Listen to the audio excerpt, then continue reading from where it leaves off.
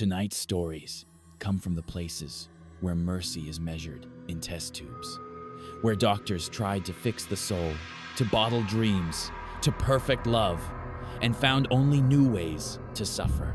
4 experiments. 4 failures. Because when you play God, even your angels learn to sin. Welcome to Nightmare Proof, where true horror comes alive. Here, you'll hear real stories of the strange, the disturbing, and the unexplainable. Turn down the lights, get comfortable, and prepare to face the darkness. Story 1. The angel treatment was supposed to cure evil. I should have killed patient 0. Dr. Ricketts grinned, his eyes fixed on the preparation. He carefully mixed the translucent fluid with a green paste. The 2 substances swirled together, forming a lime green goo that he swiftly drew into a syringe, preparing it for the first human subject. He nodded towards our site's correctional administrator. "Aguero!" the administrator screamed. Aguero's tall, tan frame snapped to attention. "Retrieve the patient." Aguero nodded as he and Kelly swiftly exited from the secure containment zone, returning with a straggly shorter man wearing the orange prison attire. "Doctor." Ricketts held out a hand toward the patient, presenting him like a show pony to the unseen panel we knew was positioned behind the one-way mirror. "Ladies and gentlemen, Doctor." Ricketts tried to say calmly, betrayed by his own excitement. "We stand on the precipice of a new age in prisoner reform." He cleared his throat before continuing. "For decades, we have tried to shift our criminal justice system from one of punishment to one of rehabilitation, and our lab's latest breakthrough will chart us on a new path to fulfill our nation's promise of life, liberty, and freedom for all." I rolled my eyes. I was never one for sappy overtures or revolutionary speeches. I'd been a correctional officer at this federal facility for 6 years, and in that time, I'd seen plenty of so-called breakthroughs come and go. Ricketts was a gaunt figure, lean and stringy, his frame barely filling his tailored lab coat. His glasses had slid low on the rim of his nose, giving him a perpetually peering look as he glided around the room. He used his hands in wide theatrical gestures to profess the groundbreaking work he was about to present, but his excitement felt frantic, not genuine. For 3 tiresome years, my lab has looked to science to solve this great societal ill, and now, with this serum, we can completely eradicate man's desire to do evil. He held up his syringe like he had just won a trophy. I looked over at the patient.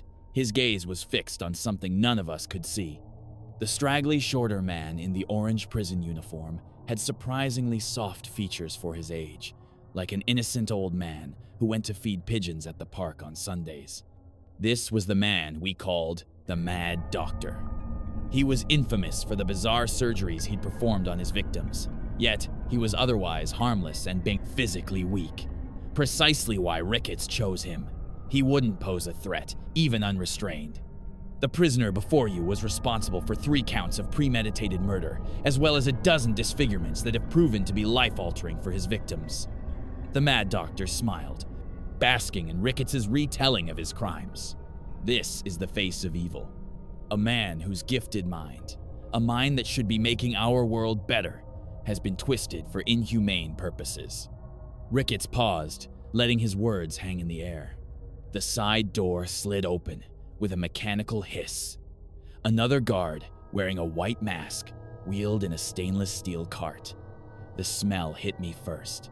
It was copper, and something fouler, like decay was already setting in.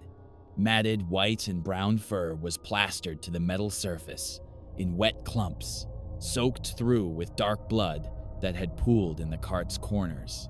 The body had been systematically dismantled, limbs separated and arranged in a neat row, the ribcage, splayed open like a grotesque flower.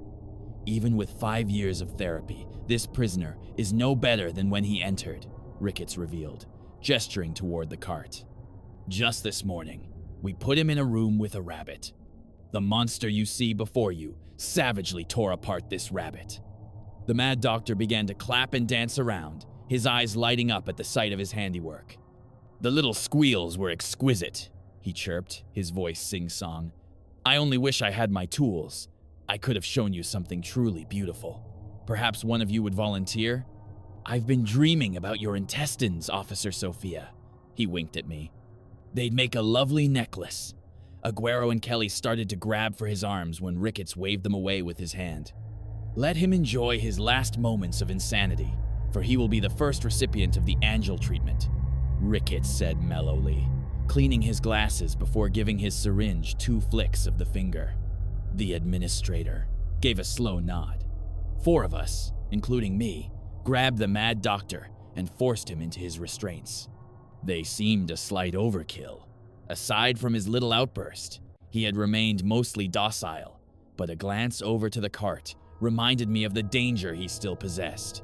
Ricketts looked longingly at the one-way mirror as he solemnly nodded to a new frontier. He jammed the needle deep into the mad doctor's arm. At first, the mad doctor remained calm, his eyes glazed over, seemingly accepting his fate. Then his pupils dilated until the blue was almost completely swallowed by black. His breathing quickened, short, rapid gasps like a drowning man. All at once, his body began to convulse violently against the restraints. The leather straps creaked under the strain as his spine arched backward at an impossible angle. Yah! His wail was inhuman. His jaw stretched so wide I could hear the joints pop. The sound was guttural, barely human. I looked over at Ricketts, who quickly walked towards the mirror, hands in the air, exclaiming, "This is normal." Very normal. He is simply reacting to the serum. The mad doctor's veins darkened beneath his skin, spreading from the injection site like black roots crawling up his neck and across his face. His eyes rolled back, showing only yellowed whites. Then his body went rigid, every muscle locked in place. That's when the black goo began.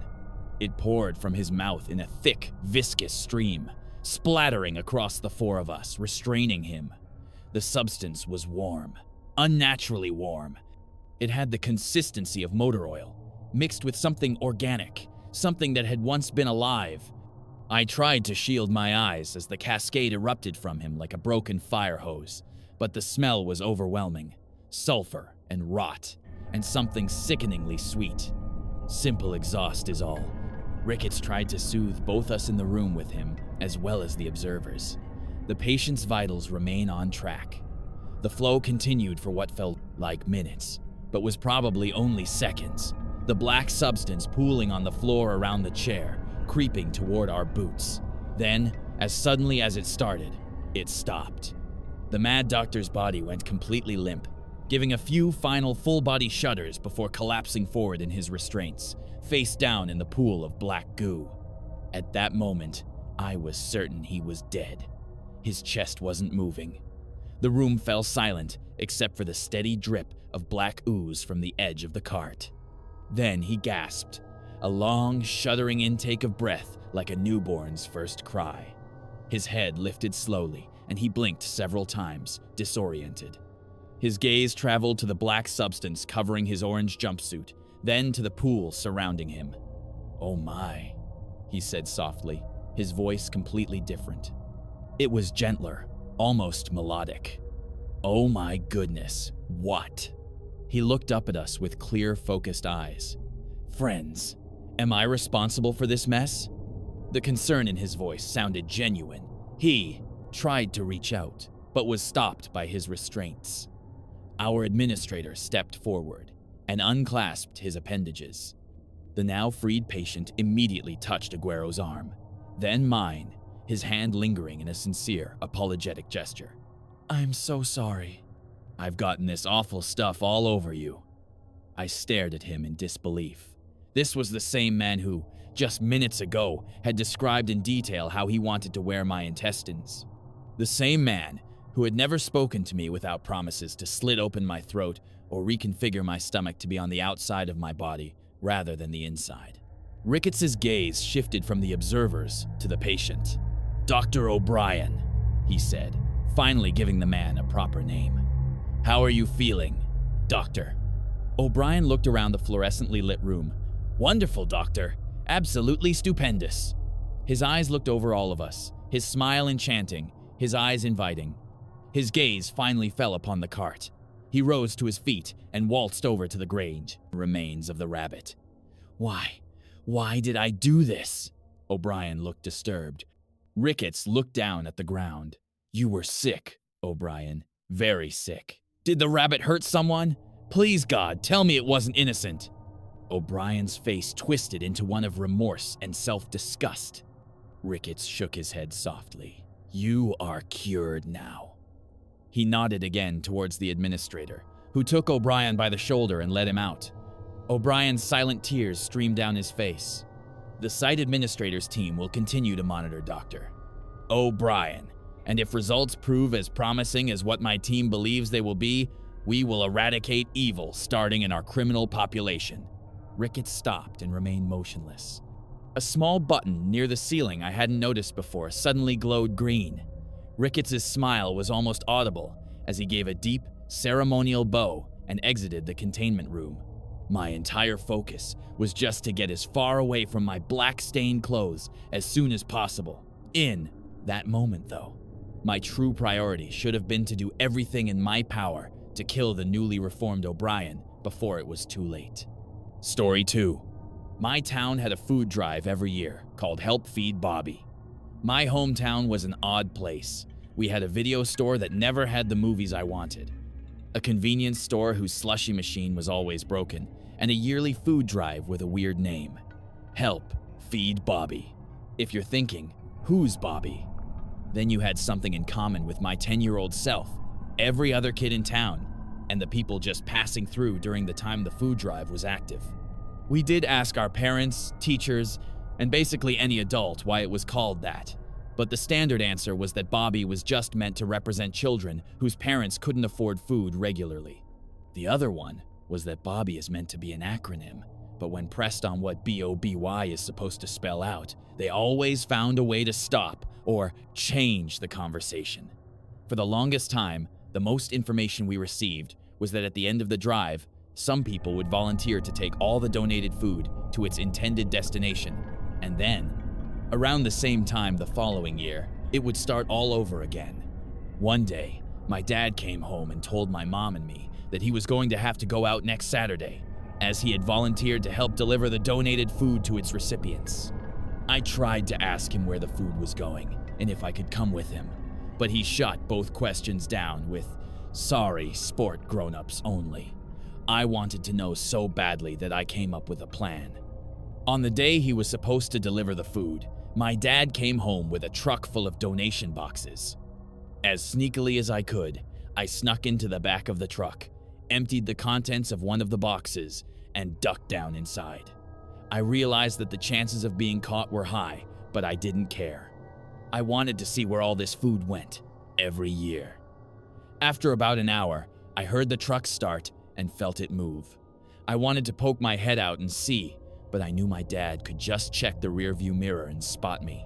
Another possible 3 hours, and I felt the truck come to a stop. I heard my dad get out of his truck and some other volunteers getting out of their cars. I couldn't really hear the conversation at the time. I did feel someone grabbing the box I was in. Damn, what's in this? Watermelons and ham? He continued to grumble as he carried the box somewhere I couldn't see. It was maybe 45 minutes before he finally placed the box down. I got excited. I would finally see where the food went to. I waited until I didn't hear any more footsteps before I exited the box and started to look around. It was a large cavern. I saw what I presumed was the entrance. The place was lit by what I assumed were battery-operated lights, with boxes of donated food stacked everywhere. Looking out on the other side, I saw a cliff edge. Walking to it, I looked over the edge. I don't know how deep it went, I just knew it was the size of a football stadium. I kept thinking to myself, what was the point of this food drive?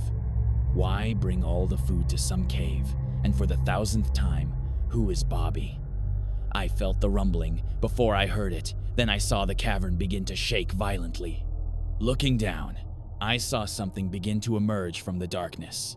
It looked like the beginning of a bright orange beak. From there, a head only slightly smaller than the hole itself took form. Imagine if a turtle's head were covered in spikes, and you'd have the beginning of what its head looked like. It stopped at about 15 feet from the top of the cliff edge and began to open its large beak.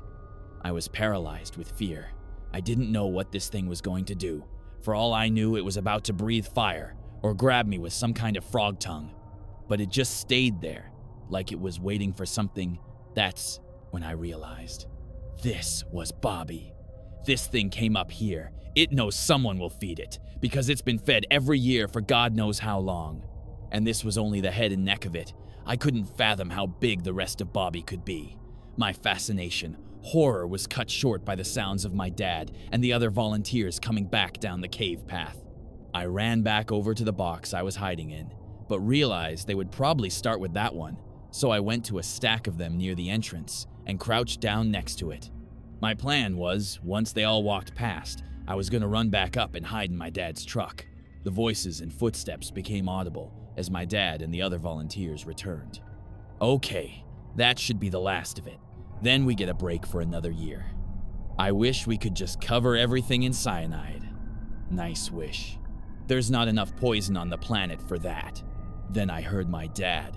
He sounded nervous. Even if it worked, how do we know that the body wouldn't stink up the whole town? Wait! I see its head! Then I heard my dad's first time seeing Bobby. Jesus Christ. I could hear the terror in my dad's voice. I almost wanted to run out of hiding and go hug him.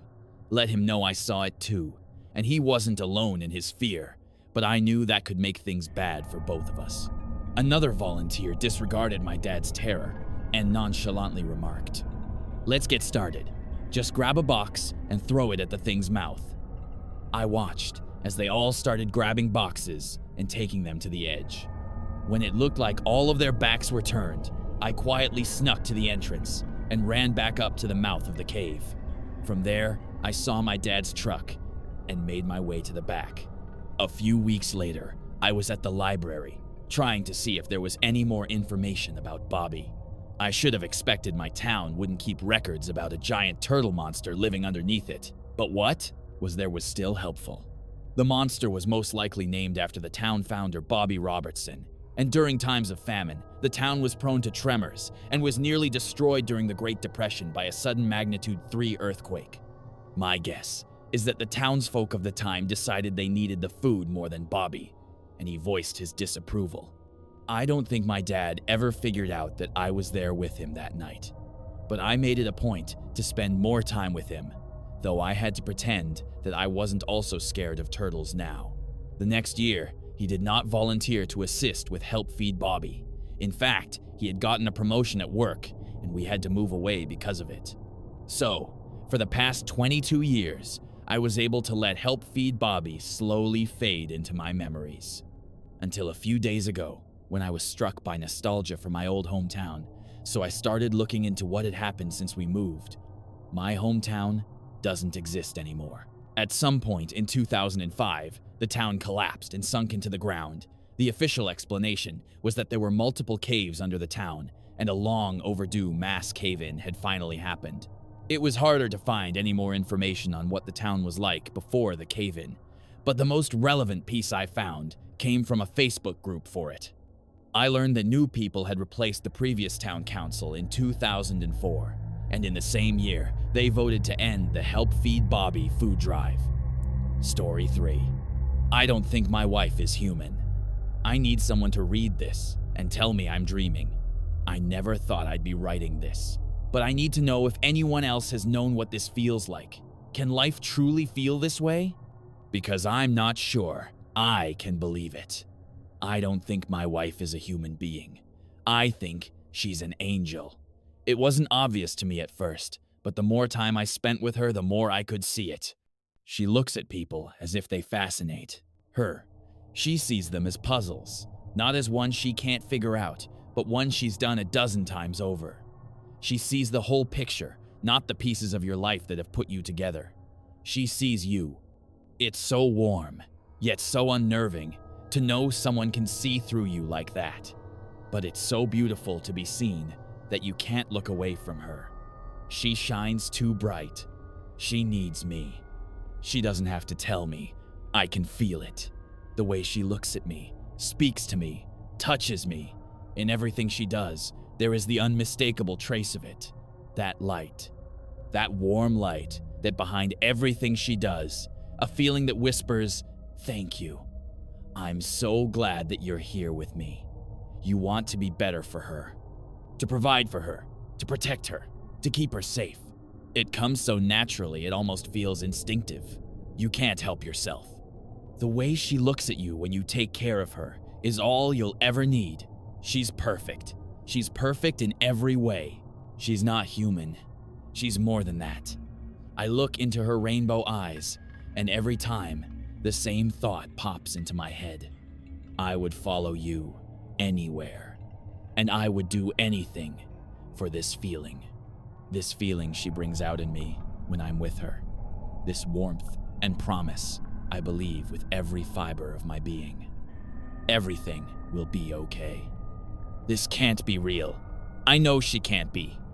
No human being could make another feel this way. And I don't know what to do. How will I ever go on if I lose something so perfect? How can I go back to real life after this? What am I supposed to do now? Story 4. I finally did it. I can't believe it. I finally did it. After chickening out so many times. I need to get this out while it's all still fresh, so I can look back at this day with the fondness it deserves. Let me start from the beginning. I am a 24-year-old male who has never been successful with women. This lack of success is what initially got me into paying women for certain services. I started out just wanting to cuddle, but eventually graduated to blowjobs, and eventually full-blown intercourse. It was quite a rush the first few times, but began to get stale after a while. Eventually, it became a routine for me. Get paid, go on whatever shady site I used at the time, and message some of the women on there. If they used an excessive amount of emojis in their ad, or were too upfront with their language, I knew they were most likely either a bot or law enforcement, and would block them immediately. You're probably wondering how I'm able to afford such an expensive habit. I have an office job that pays me very well and am not concerned with owning material possessions. Some of the women I've been with claimed that my apartment resembles an insane asylum rather than a place to live. I always laugh it off, but deep down, I know they're right. Anyway, one night I logged onto one of the sites I frequent and came across a profile that caught my eye. This woman was stunning. Her long black braids hung past her shoulders. Her radiant smile glowed at me through the screen. This is it, I thought. This is the one. I messaged her my usual, "Hey, you free tonight?" She messaged back in a few minutes, and we agreed to meet in about an hour for sex. My excitement was palpable, heart racing as I tried to contain it. This was it, I thought. All of my fantasies were about to be realized. She showed up about an hour later, looking even more beautiful than in her photos. She greeted me with a calm, "Hey," and walked in. I closed the door behind her and locked it. "The money's on the counter," I said, gesturing over to the stack of $20 bills on my kitchen counter. "Can I get you anything to drink?"